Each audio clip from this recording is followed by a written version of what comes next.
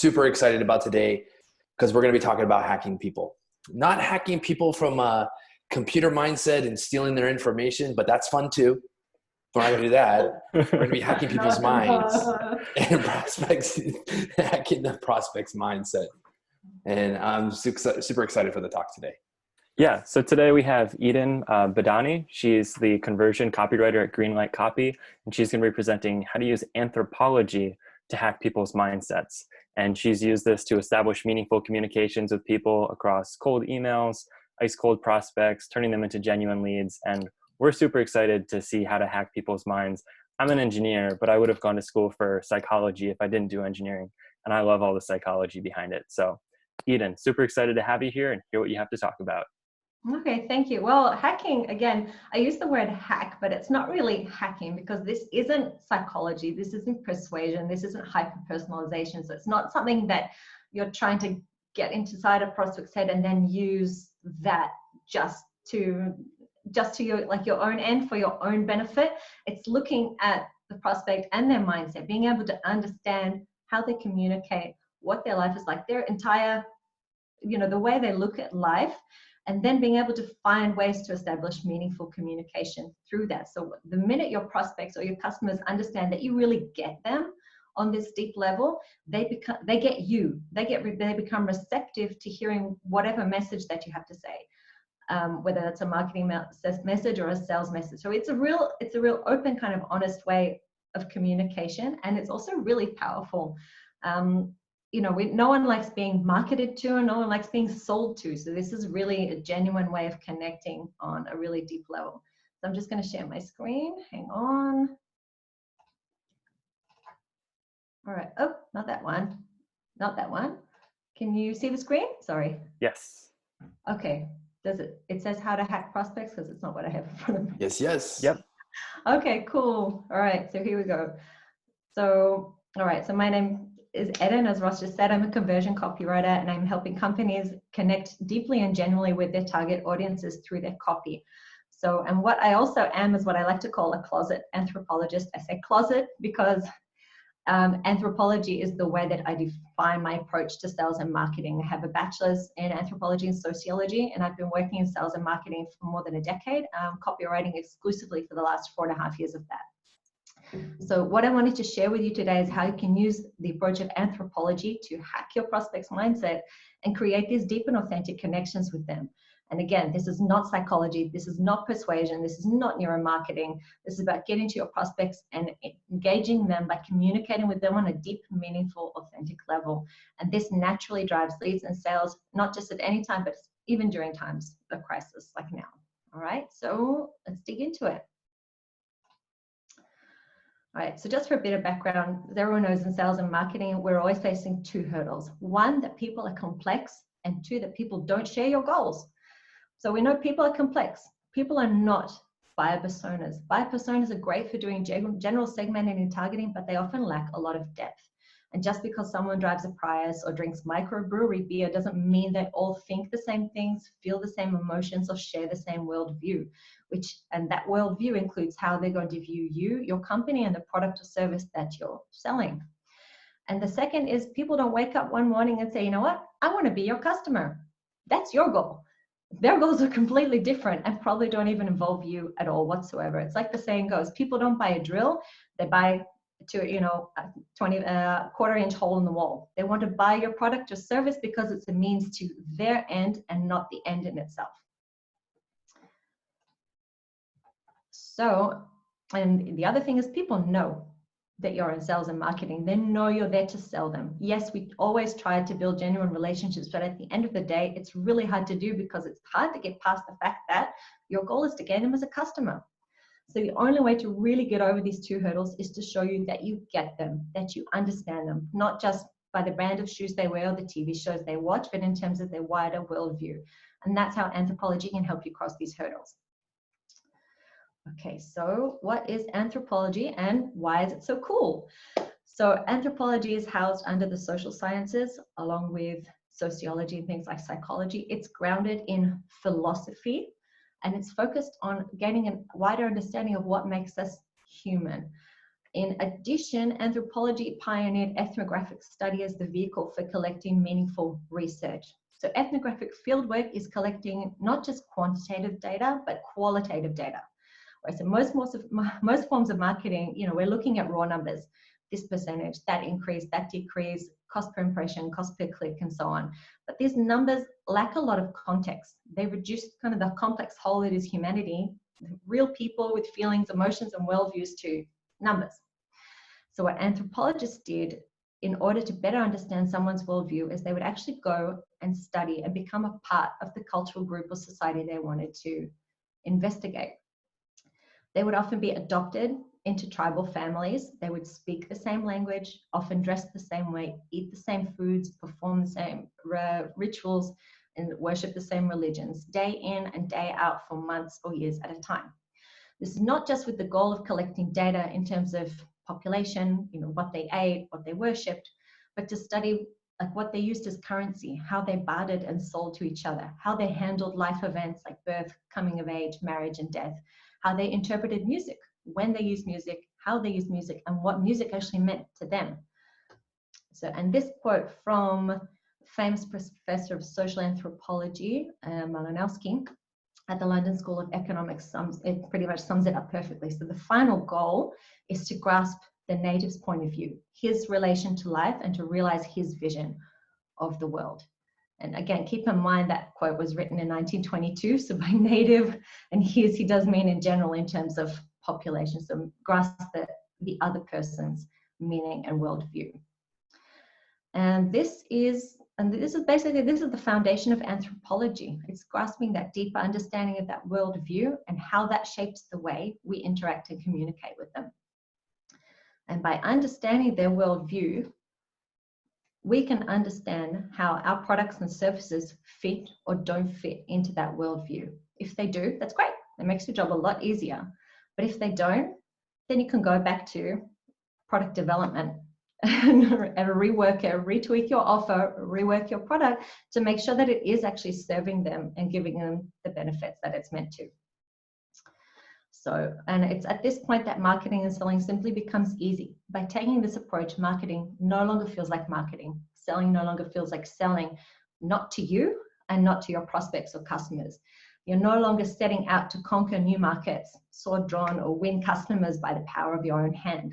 It turns sales and marketing into good, authentic communication, which builds good, authentic relationships, even if that's through an outreach email or a landing page, a sales call, or an in-person demo. So I know this, I just dumped kind of a couple hundred years of anthropology theory. I'm sold. Eden, I'm sold. Like, you got to tell me how to do this. How can I do this, Eden? Please, you got to tell me. All right. All right, so it's really actually easy to apply in practice. And so I'm going to show you how you can take this approach to your sales and marketing in 2 steps. Okay, so the first step is to go undercover. It's to leave your judgments at the door and just observe. Now, these days we can't really travel to where our prospects are. We can't sort of slip into a coffee house where they tend to be and kind of absorb the environment that they're in.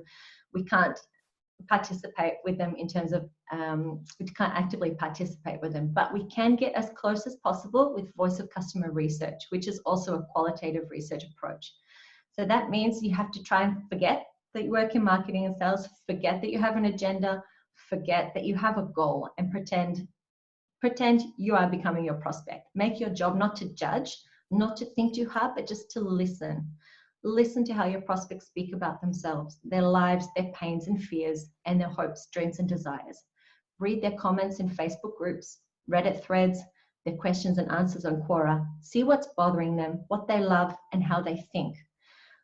As well, this also means listen to recorded sales calls, not just your own, but of your colleagues. Read everyone's outreach emails and the responses that you get back.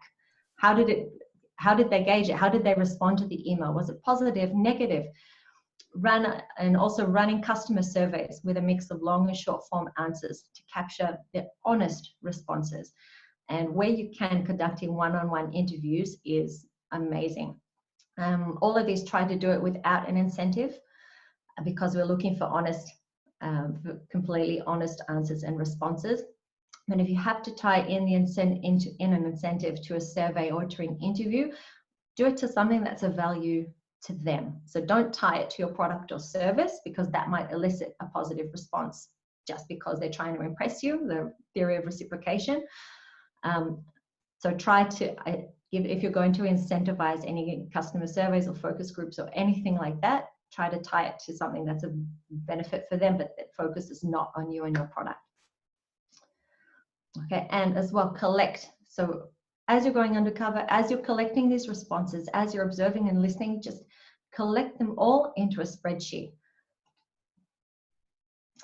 And so I have, for example, a spreadsheet that I use here. This is something similar that I use. So you go by the data source, where you're observing your prospects and your customers talking, email, recorded call, survey, interview, Reddit thread, describing. So you're going to take all those pieces of data, the qualitative data, the phrases verbatim that people are saying, and you're going to kind of plug them in to this chart. So you use the data source, how they describe themselves. You want to look at the pains, problems, and fears that they have, their hopes, dreams, and desires, how they describe you as a company. If you can get that data, how they describe your product or service, as well in forms of your own customer testimonials, as well how they describe competitors by looking at competitor testimonials and surveys, and how they describe the competitors in terms of their products and services. So, all right, and having that all in one place means that when you're ready to move on to the next phase, it becomes very easy. So the next phase, how to implement it, is you simply copy and paste. You take what you learn, you have it in the Google spreadsheet in front of you, and you will literally see the patterns start to emerge in front of your eyes. You will begin to uncover the things that no one is talking about, what no one covers in buyer personas. You get to uncover the unique marketing angles to inspire future campaigns, the big ideas that drive campaigns, and even in a deeper, insanely deep understanding of your own why and your company's why, and how that aligns with your prospects, what your prospects are trying to achieve. Okay, so just to explain, give you an example, a real life example of how you can do this. So I was helping a company with a blog style landing page for a campaign they wanted to run with cold traffic. They were selling a luxury mattress online, a direct to consumer brand, and they had a lot of very interesting customer testimonials. And I used a verbatim quote, word for word, from one of their testimonials as an opening hook, both in the Facebook ad and then in the landing page. And it described how a customer was upset with one type of mattress, with their previous type of mattresses before purchasing this new one. And the quote was word for word, it was like sleeping in a sticky marshmallow. Now, multiple other customers had expressed similar. They said it was sticky, I was hot, I felt suffocated, but this really kind of summed up. This was the collective of all those pieces of verbatim qualitative data that we collected. And it was such a vivid description because it really describes the pain, and you can picture it in your head, sleeping in a sticky hot marshmallow. It's not it's a strong visual. So we used that, and it drove really good engagement from the ad, and I actually have to check up with him to see what the final results were, but he said it was driving good engagement. So that's really interesting. I've done the same I was working at a user experience design consultancy where we had people come take classes, and you would just ask them the day after, how did you enjoy the class? And they would say 2 sentences, and you'd put those 2 sentences into your marketing. And that was enough, because they came for the whole day, but they left for exactly what they got in those 2 sentences. So amazing. Yeah, fantastic. Yeah, it's just a way of really highlighting, of really narrowing down what. It just gives you that extra dimension to people. It's not a buyer persona. It's not buyer personas. It's how much income they have, where they like to shop, which kind of brand of tea they drink. But that can be dependent on a lot of things. Maybe the tea was on sale. Maybe they shop at this store because their friends shop there. It's social pressure. There can be so many different factors impacting on someone, and and their life at the same time. So by digging in really deep and combing through the data verbatim, it sounds like a long process, but it's really not, because the words start to pop up, the patterns start to emerge the second you start looking at it. So with that said about the patterns emerging, how much data do you think is enough data before patterns start emerging? Like how many places do I have to go look? How many people do I have to interview? That's a good question. In terms of customer interviews, probably 5 to 7 customer interviews is a good place to start, because 5 to 7, by the time you get through that number, you're already starting to see the patterns emerge. They'll be sharing similar experiences both before and after with the product, and you'll get to see all those different emotions and feelings pop out. Gotcha. And that's straight up customer interviews. If I was going to go surf through Slack or Facebook channels, where would you look to start for people that are potential customers?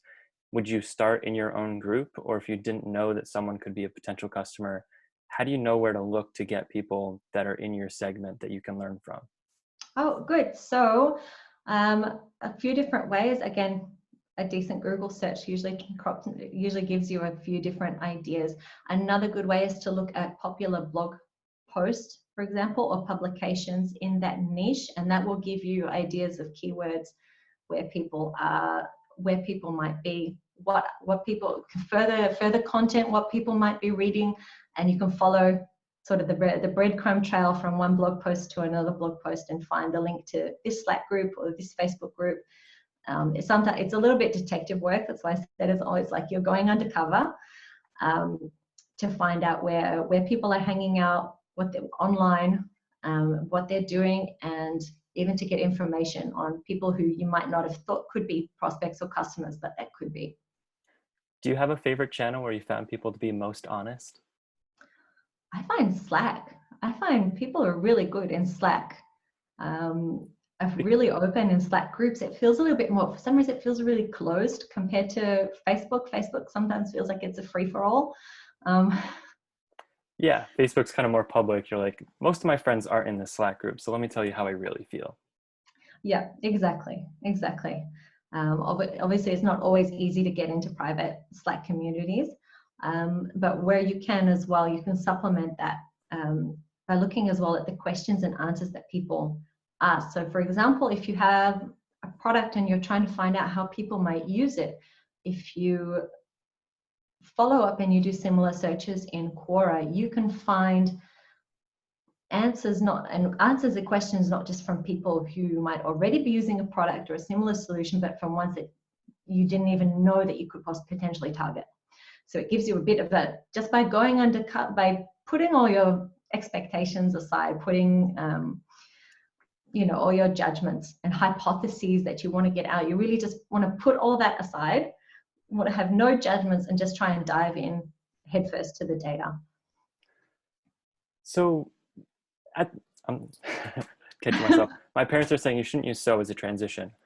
At the beginning, you said that if you don't get the answer that you think your hypothesis is, you should go back to product development. But if you're a mattress company and you've already made your mattresses, how do you respond to the data that you get if you can't remake your product? Okay, good question. One of the good ways to do that is to, well, in that case, then the responses that you get are going to help you clarify who your target market really is. Target market really is. So if the responses that you're getting are people are not satisfied with the product, or this is not in line with what they feel, then you might be targeting the wrong people. So then you can go back and look at who was giving positive responses, who was talking about it in a positive way, and then look at further diving into those audiences. Gotcha. So it's kind of like a compass as well. It kind of gives you an idea. It helps you clarify a lot of things. Eden, how you doing? This is awesome so far. Do you have an example of a campaign that I know you just did the mattress one? You were saying Slack. Is there a campaign that you ran in Slack recently that you saw success in terms of like defining the market or finding these users? Something that you could talk about, or maybe not? I don't know. No, it's okay. Well, hang on. Where did I put the results here? There was a campaign that I helped another company launch a product last year. It was a product in an already saturated market. It was to help ease a health problem. It's a little tech device to help ease a health problem. And pretty much all the competitors were discussing why their product was the best. And they were calling out the existing health problem and positioning how their product was solving that.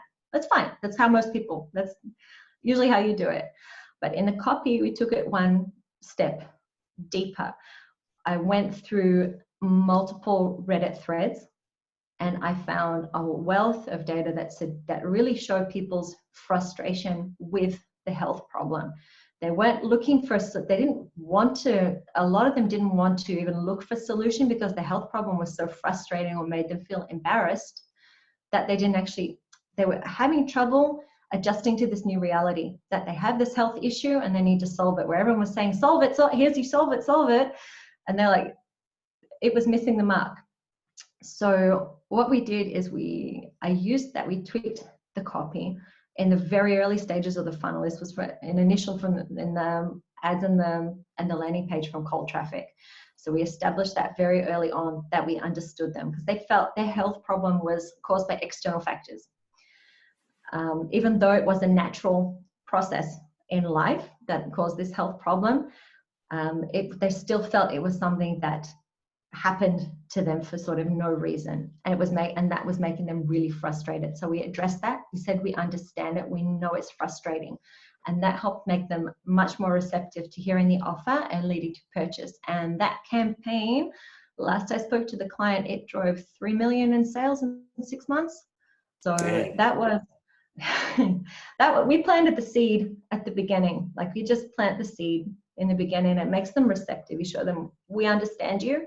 We get what's going on in your head. We understand it's not easy. This is one thing that can help make it easier. Instead of saying you have to buy this because it's a low price, you have to buy this, instead of giving another reason, giving a deeper reason as to how it's going to help them adjust to that new reality they were facing.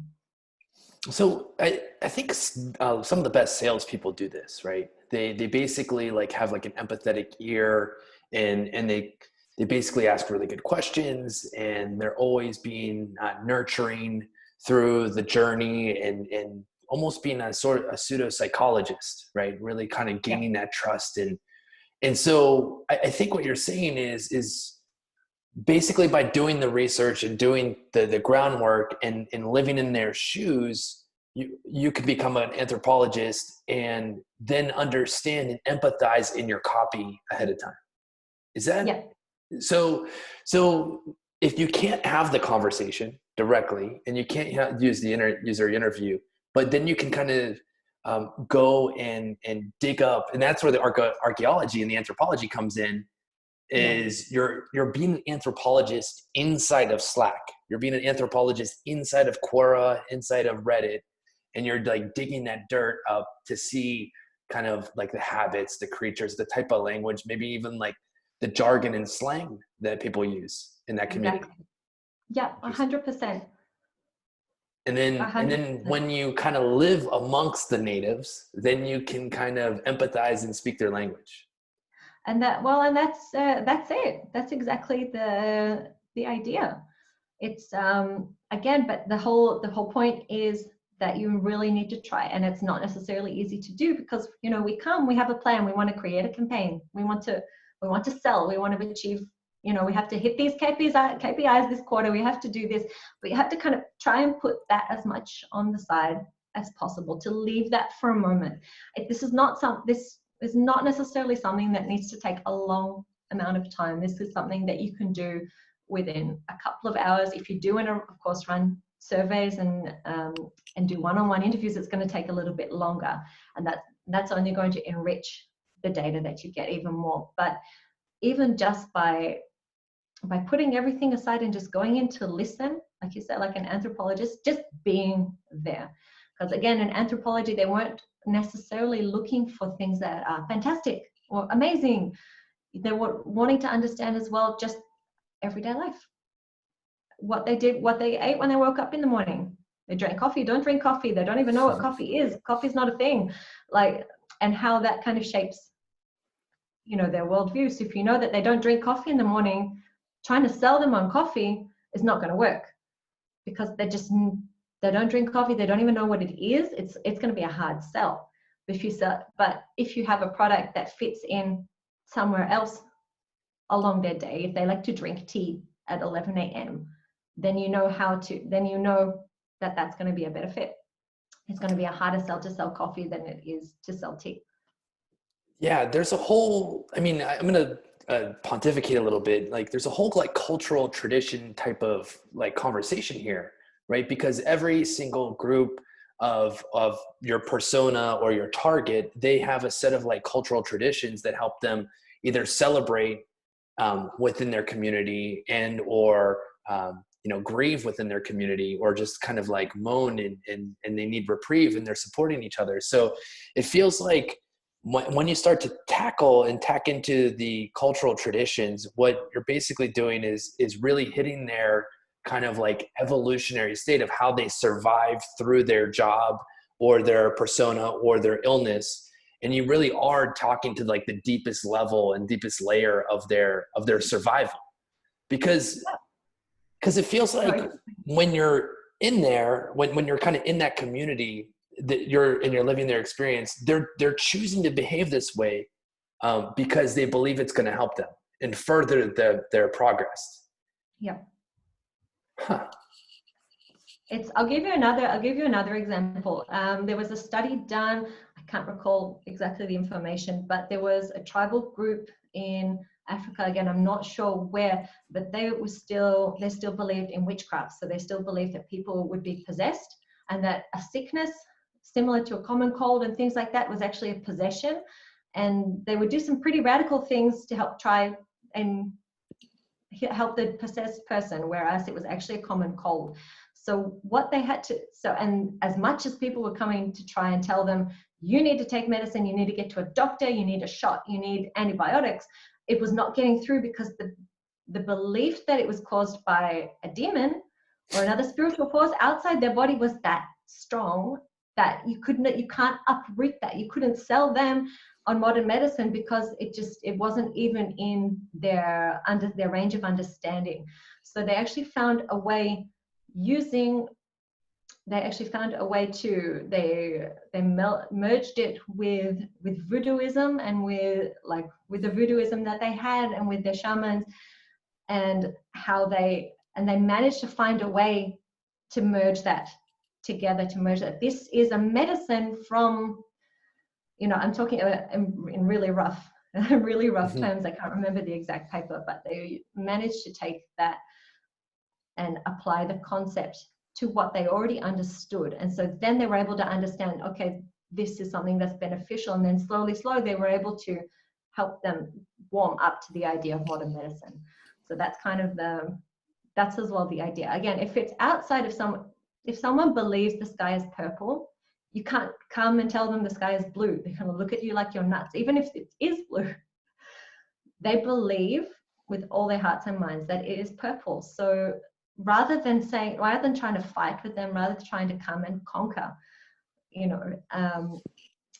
trying to conquer this customer and force them to believe that it is, use their understanding and show them how they can get to your understanding as well. It's really kind of reflexive. There's a lot of it goes in really deep here. Again, it's based on a lot of philosophies.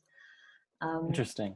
That's a really extreme example of the voodoo, but it sums up what you said really well, that whatever you're talking to, whoever your customer is, finding the common language that they understand, and they can understand what you're saying by putting it into the language that they use every day, will help you get a better traction and a better retention, because they'll understand that you understand where they're coming from.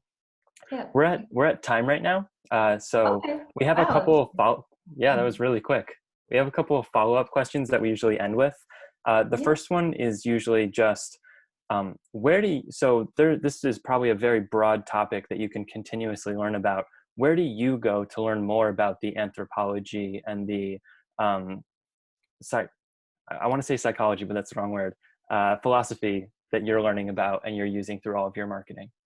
Okay, so just university libraries, anything you can get from journals, from scientific journals and those social science journals, that's usually the best place to start learning. And there's lots and lots of books on the subject. There's lots of films as well. Ethnographic study in film is also really cool. And that's really because you get to as well see things from the perspective of the anthropologists and from the perspective of the people who are being studied at the same time. As well, some of the examples that I used in terms of anthropology, they're from way back. So anthropology has been around for a few hundred years now. So you had people in the 1800s and the 1900s going and living, you know, they'd cut off from their families for a whole year, they'd go and live with a native tribe and then come back with all this information. But nowadays, anthropology is also more flexible. So a lot of people want to find out more about what's happening close to home. So they might actually go study a specific group of people or a specific kind of cultural group within their own hometown or society. So we're starting to see that emerging as well. So, but any kind of the university blogs and university journals are a really good place to start for anthropology. Really interesting stuff. For those blogs or journals, is there one person or one writer that you would recommend the most that if you could interview, you would want to talk to? Oh, that's a good one. I would probably like to talk with Margaret Mead. Unfortunately, she's no longer with us. But she did some very interesting groundwork in the 1920s. She went to the Samoan Islands and she observed the coming of age ceremonies of younger women, and then she put, because one of the premises was that coming of age in American society was almost sometimes a traumatic thing, whereas in this society it wasn't. So how and why in American society was it considered traumatic or something difficult, you know, puberty and everything, and why in this place it wasn't? So she actually went and studied that, and the research is fascinating, and so that would be really cool if I could talk to her. That's interesting. I want to know. It's celebrated there. You want to be an adult. Here you just want to be a kid. That's an interesting difference. Final question. Where can people reach out to you and learn more? I don't know if you have a final slide or we have your LinkedIn and we can share that. What's the best way? Just either via LinkedIn or on my website, greenlightcopy.com. So either way is all good. Cool. Awesome. Thank you so much. This was a great presentation. I enjoyed learning about the philosophy and anthropology behind it. And I have used some of this in the past and can attest to it works. When you tell people exactly what they're already thinking, then they get close to you. So thank you so much. This has been awesome. That's all right. Thank you guys for having me on the show. Big pleasure. Thank you very much. Welcome. Bye. This has been another Masters of Marketing, everybody, and I will see you all tomorrow. Awesome.